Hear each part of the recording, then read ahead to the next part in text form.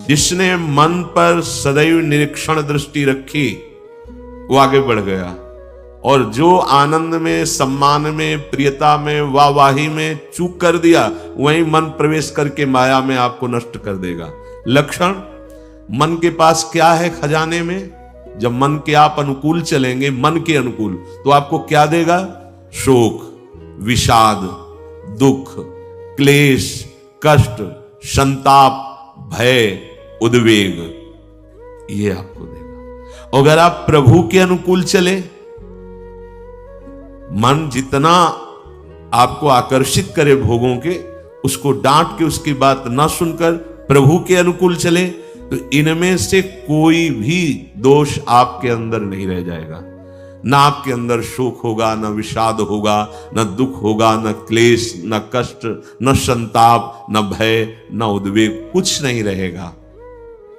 निश्चय, ये बात निश्चय समझ लो, सारा का सारा मन का एक खेल है।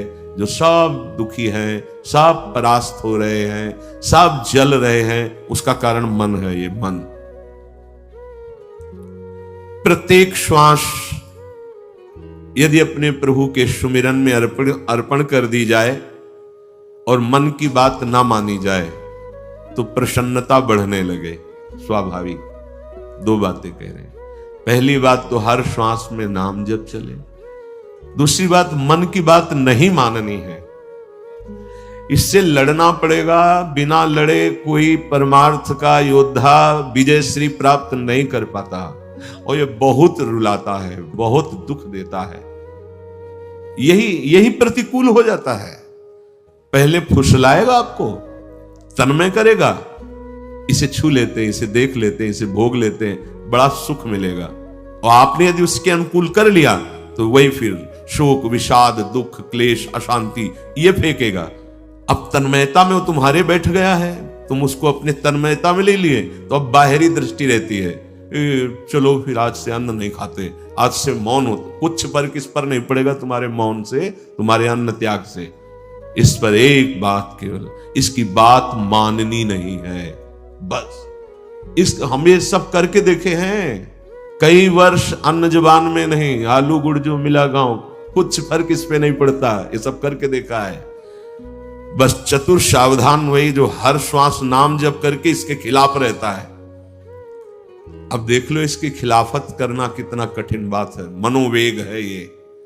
इस वेग को जो सह गया उसको महात्मा, टूट गया वही दुरात्मा बना देता है। बहुत निंदनीय आचरणों से युक्त है मन। आप देख लो, अगर इसको सुधारना चाहते तो इसके खिलाफ कमर कसनी पड़ेगी आपको। जबरदस्ती इसको भजन में लगाना पड़ेगा और इसकी बात नहीं माननी होगी। नाम में बड़ी सामर्थ्य है। मतलब ये जो हम कह रहे हैं, अब कैसे तुम्हें स्थिति कैसे बताएं, ये बड़ी ऊंचाई से गिरा देता है मन। ये कोई छोटी मोटी शक्ति नहीं है मन। इंद्रियाणाम मनश्चास्मि, ये भगवत स्वरूप है। ऐसा खेल रचा गया है माया का, ऐसा रचना रची गई कि अगर इसका सपोर्ट ना करो तो जीना मुश्किल है। ध्यान देकर देखो, सारा खेल तो इसी के अंतर्गत, और सपोर्ट करो तो जीना मुश्किल है। अब निकलो इस खेल से, निकलो तो परम पद मिल जाएगा। बस जिसने नाम जपा, हरिराम व्यास जी एक पद में कहते हैं,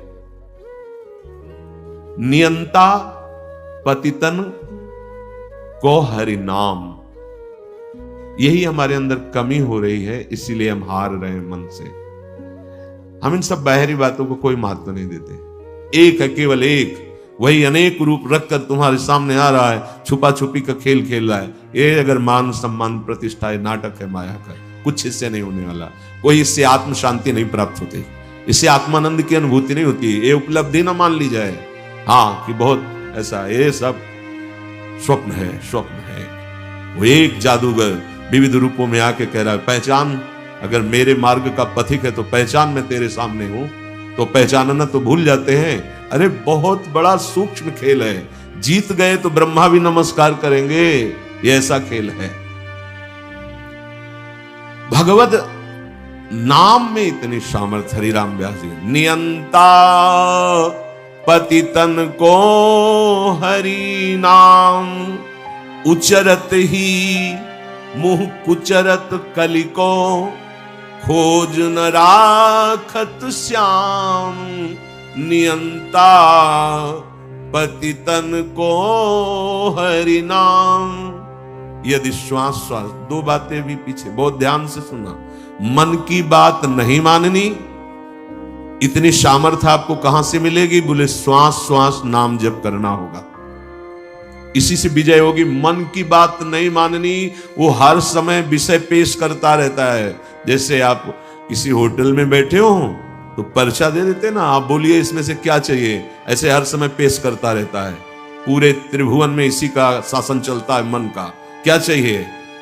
आपने अगर किसी में भी दस्तखत कर दिए, शास्त्र विरुद्ध आचरण है, तो गिरा देगा आपको। बहुत होश में, बहुत होश में।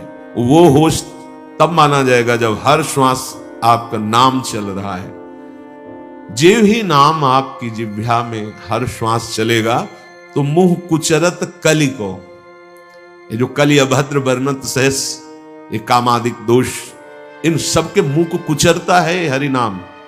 इसीलिए और साधनों में प्रीति हो जाएगी, नाम जपने में नहीं होगी। और नाम जपने में हो गई तो आप जीत जाएंगे, जीत जाएंगे। हरस्य हरि नाम जपत जय। नाम आनंद प्रदान करते हुए आपको बचाता रहेगा, मन की चाल दिखाता रहेगा, उससे कैसे बचना ये युक्ति बताता रहेगा। खोज न राखत श्याम, इस श्याम सुंदर की खोज नहीं करनी पड़ेगी। नाम चल रहा है ना, यही अब तुम धोखे में नहीं डाल सकते। किसी सूझ वाली आंख ने पहचान की, कण कण में झांकी भगवान की, मेरा प्रीतम सब रूपों में है। ये नाम आपको अनुभव कराएगा। नाम जप नहीं है तो कुछ नहीं होने वाला। बातें बनाने से माया का पर्दा नहीं हट जाएगा। बहुत विचित्र है, बहुत विचित्र। अच्छे अच्छे त्राहिमाम बोल देते हैं इस मन के आगे। हिमालय को उठा लेना सहज है, लेकिन मन को अधीन करना सहज नहीं है। नाम भगवान में इतनी सामर्थ्य है, वो तुम्हें सामर्थ्य देंगे कि तुम मन को अधीन कर सकते हो। कर तुम अकर तुम अन्यथा कर तुम, सर्व सामर्थ्यशाली भगवान को अधीन करने वाला नाम है नाम। ये ऐसा नाम है, इसे कोई भी चुरा नहीं सकता। चोर मध्य या मित्र, ब्रह्म गुरु दारा सुत आराम।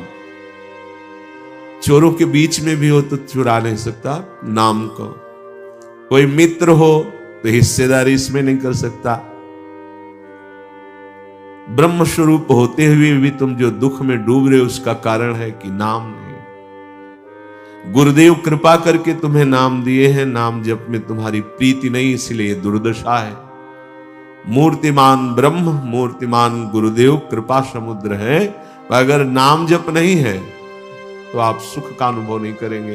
तो नाम ऐसी वस्तु है कि जो चाहे चोरों के बीच, ये चोर ही है, काम क्रोध लोभ मोह मद मत्सर, और चाहे मित्र के बीच में हो, ये नाम आपको सुरक्षित रखेगा।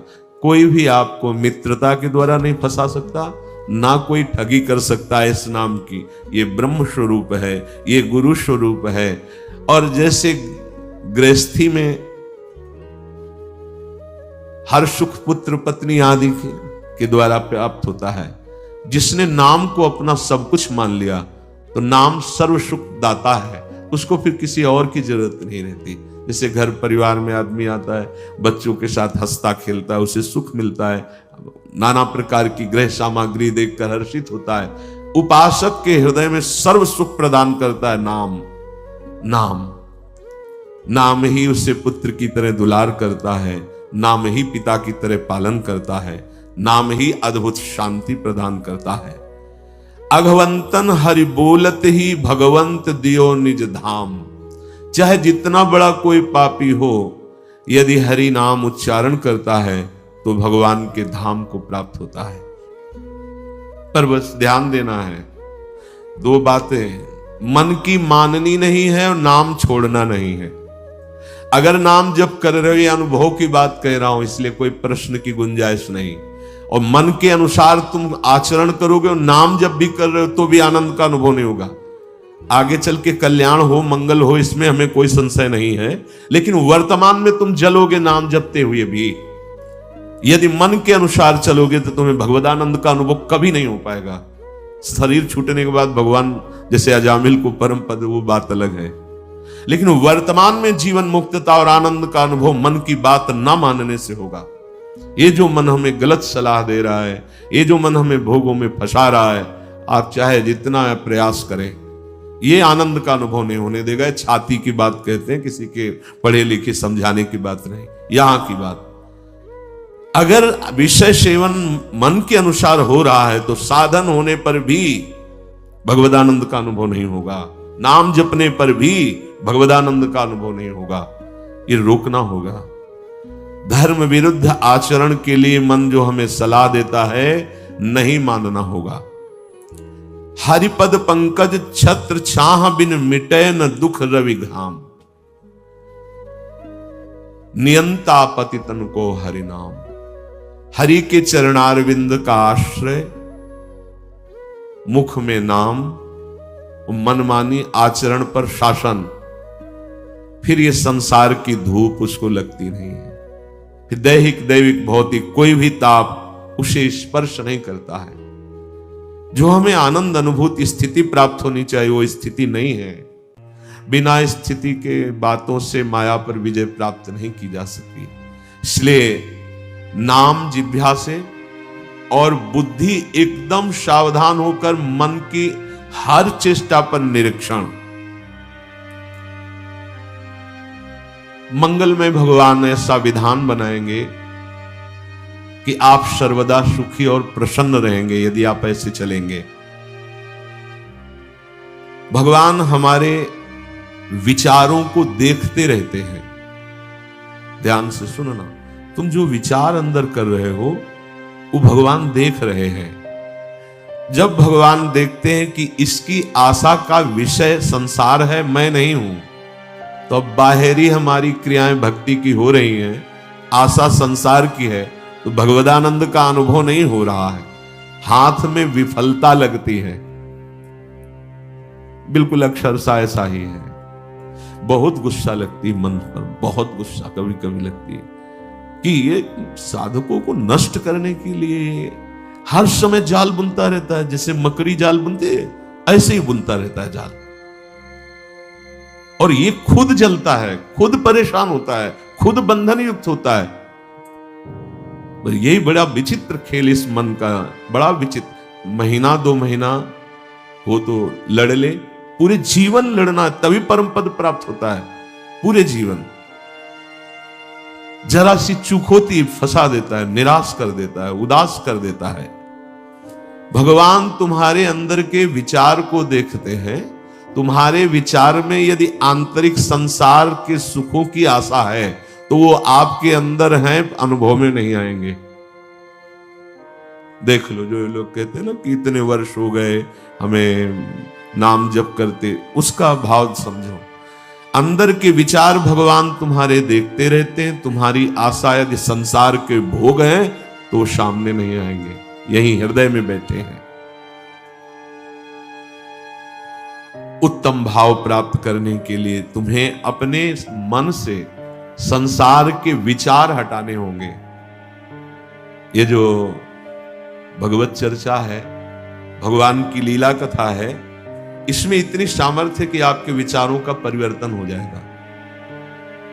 शृण्वताम स्वकथा कृष्ण पुण्य श्रवण कीर्तन हृदयंतस्थो हरभद्राणि विधुनोति सुहृत्सताम।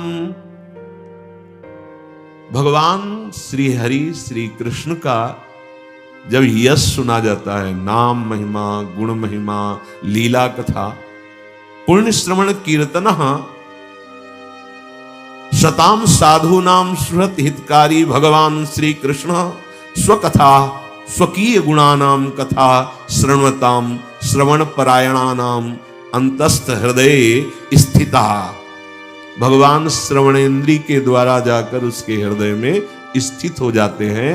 भगवान की कथा पुण्य श्रवण कीर्तन परम पुण्य प्रदान करने वाली है। जब हम कानों से भगवान की कथा सुनते हैं, नाम महिमा सुनते हैं, तो भगवान कानों से हमारे हृदय में जाकर प्रकाशित हो जाते हैं। भगवान श्री कृष्ण स्वकथा स्वकीय गुणानाम कथा शृण्वताम अंतस्थ हृदय स्थिता। जहां वो हृदय में गए तो सन हृदय स्थितानि अभद्राणि दुर्व्यसन रूपाणि अशुभानि विधनोति विनाशयति दूरी करोति। भगवान श्री कृष्ण कथा सुनने वालों के हृदय में श्रवणेन्द्रिय के द्वारा जाते हैं और सब व्यसन, सब दुर्वासना, सब पाप कर्म जो हुए उनका नाश कर देते हैं। हृदय स्थितानि अभद्राणि दुर्व्यसन रूपाणि अशुभानि विधनोति विनाशयति। केवल कथा सुनने मात्र से हमारे विचारों का परिवर्तन। बहुत सुंदर बात। भगवान सदैव आप